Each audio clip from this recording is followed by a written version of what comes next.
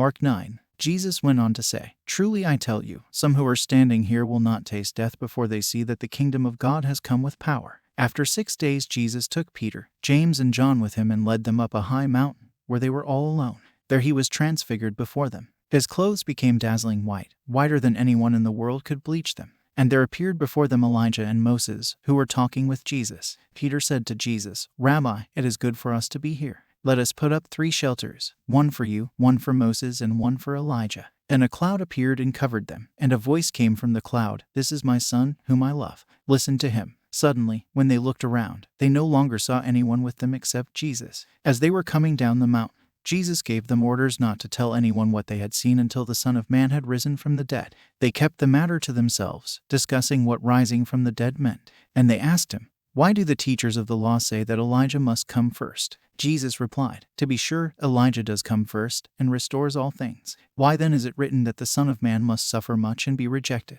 But I tell you, Elijah has come, and they have done to him everything they wished, just as it is written about him." When they came to the other disciples, they saw a large crowd around them and the teachers of the law arguing with them. As soon as all the people saw Jesus, they were overwhelmed with wonder and ran to greet him. "What are you arguing with them about?" he asked. A man in the crowd answered, "Teacher, I brought you my son, who is possessed by a spirit that has robbed him of speech. Whenever it seizes him, it throws him to the ground. He foams at the mouth, gnashes his teeth, and becomes rigid. I asked your disciples to drive out the spirit, but they could not." "You unbelieving generation," Jesus replied, "how long shall I stay with you? How long shall I put up with you? Bring the boy to me." So they brought him. When the spirit saw Jesus, it immediately threw the boy into a convulsion. He fell to the ground and rolled around, foaming at the mouth. Jesus asked the boy's father, "How long has he been like this?" "From childhood," he answered. "It has often thrown him into fire or water to kill him. But if you can do anything, take pity on us and help us." "If you can," said Jesus, "everything is possible for one who believes." Immediately the boy's father exclaimed, "I do believe, help me overcome my unbelief." When Jesus saw that a crowd was running to the scene, he rebuked the impure spirit. "You deaf and mute spirit," he said, "I command you, come out of him and never enter him again."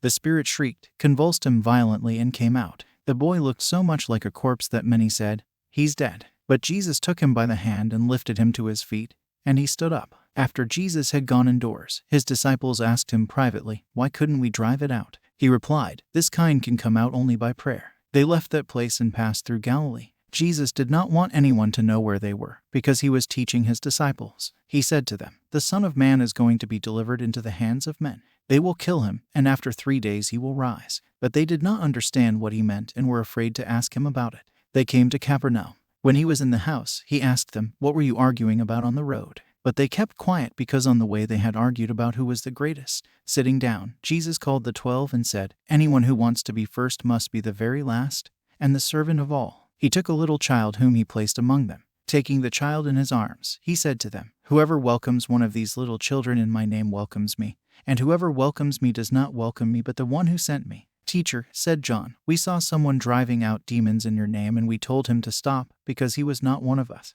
"Do not stop him," Jesus said, "for no one who does a miracle in my name can in the next moment say anything bad about me, for whoever is not against us is for us. Truly I tell you, anyone who gives you a cup of water in my name because you belong to the Messiah will certainly not lose their reward. If anyone causes one of these little ones, those who believe in me, to stumble, it would be better for them if a large millstone were hung around their neck and they were thrown into the sea. If your hand causes you to stumble, cut it off. It is better for you to enter life maimed than with 2 hands to go into hell, where the fire never goes out. And if your foot causes you to stumble, cut it off. It is better for you to enter life crippled than to have 2 feet and be thrown into hell. And if your eye causes you to stumble, pluck it out. It is better for you to enter the kingdom of God with 1 eye than to have 2 eyes and be thrown into hell, where the worms that eat them do not die, and the fire is not quenched. Everyone will be salted with fire. Salt is good, but if it loses its saltiness, how can you make it salty again? Have salt among yourselves, and be at peace with each other.